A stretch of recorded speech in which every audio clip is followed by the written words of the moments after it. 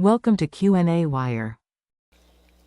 So we're asked by a hockey team to design an apparatus for measuring the speed of a hockey puck after a slop shot. So we designed this thing where we have a little kind of net or cup at the end of a rod that's pivoted. So the hockey puck will come in here and it will get captured by this net here, and that will then cause this whole thing to start to rotate, and then apparently we can measure the angular velocity of this thing about this pivot point. So that's again, it's basically it slows things down, so maybe we can have a better shot of actually getting a decent time. So what it says is that we have the pucks. The rod makes one revolution every 0.736 seconds after the puck is caught. So it takes, it's going pretty fast. So again, maybe slow enough though that maybe we could get a decent timing of one revolution, where it's harder to measure, like how far this puck went in say a meter or something. So let's see here.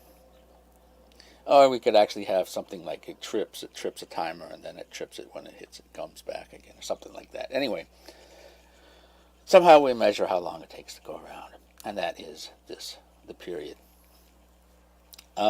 which we can get an angular velocity from. Now, the mass of the puck is 0.163 kilograms. The mass of the rod here is 0.8 kilograms, and it has a length of 2 meters.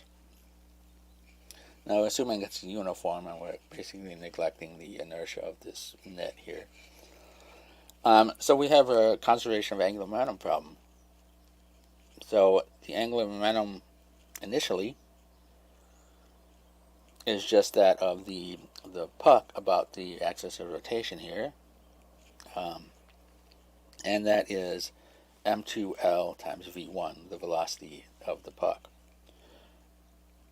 And afterwards, the angular momentum is the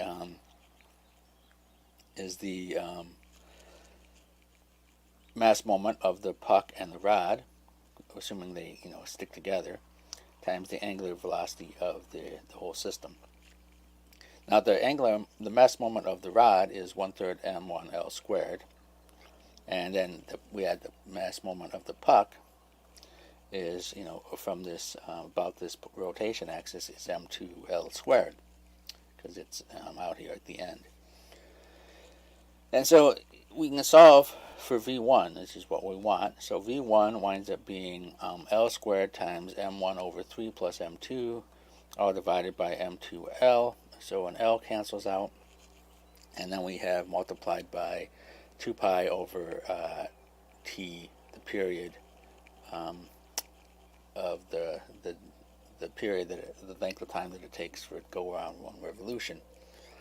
So we have values for all of this stuff, and we can plug it in, and we get that we have 45 meters per second.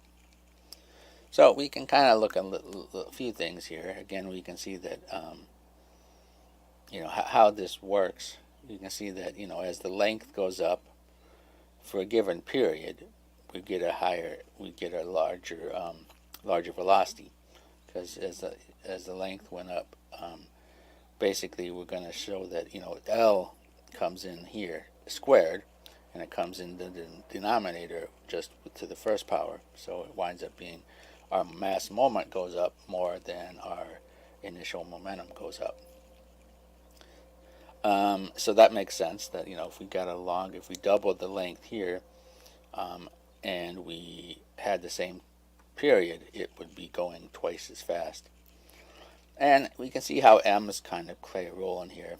So if m2, say this is 0,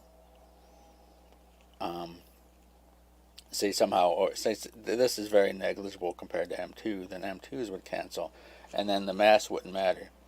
And so that makes sense, because it's just the only The only mass that comes in would be this m2, and it comes in basically on both sides of the equation linearly. Now, as this mass goes up, we can see that, again, for the same period, we would have a higher velocity because, again, we have a larger mass moment for this guy going around this circle. So to get it to go around in the same time would require a higher initial velocity of the puck.